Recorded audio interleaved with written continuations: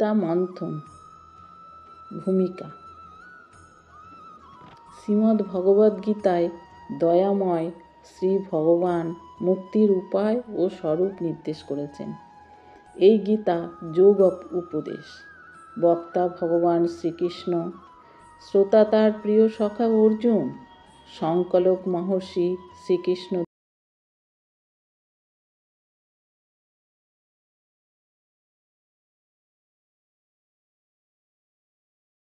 সমবেত কৌরব এবং পাণ্ডব পক্ষ।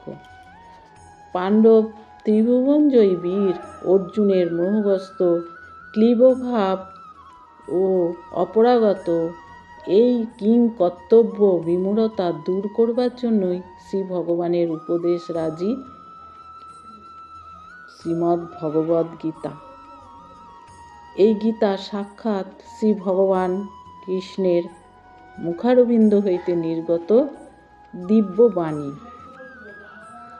গীতা পৃথিবীর শ্রেষ্ঠ ধর্মগ্রন্থ। গীতার মধ্যে সুললিত সত্য এবং সুগম্ভীর তত্ত্বপূর্ণ গ্রন্থ মানব ইতিহাসে বিরল।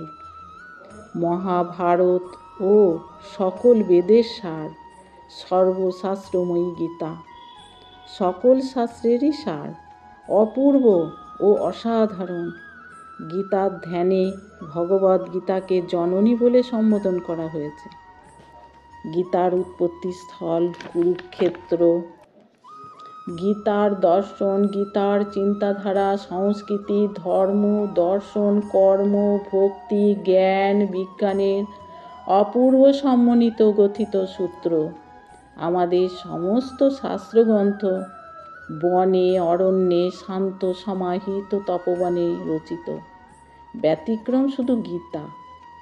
গীতা রচনার স্থান যেমন জীবন যুদ্ধের কর্মকোলাহলের মধ্যবর্তী প্রাঙ্গণ রণক্ষেত্রে, গীতার আবির্ভাব প্রতিনিয়ত কর্মের মধ্যে দিয়ে প্রকৃত জ্ঞান, অর্থাৎ শ্রী ভগবানের সম্পূর্ণ শরণাগত হয়ে কর্তব্য কর্ম সম্পাদনই শ্রী গীতার শিক্ষা।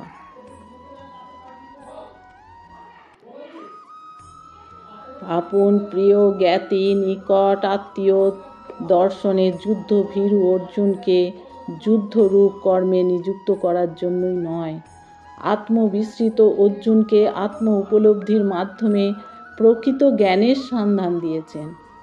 সর্বোপরি অর্জুনকে লক্ষ্য করে নিখিল মানব জাতির সর্বপ্রকার কল্যাণ সাধনের জন্যই এই 700 শ্লোক গীতা উপদেশের অবতারণা।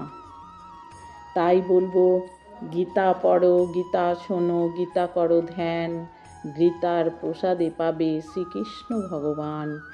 তাই প্রত্যেক মানব জাতির গীতা পড়া অবশ্যই দরকার। তাই সবাই মিলে আমরা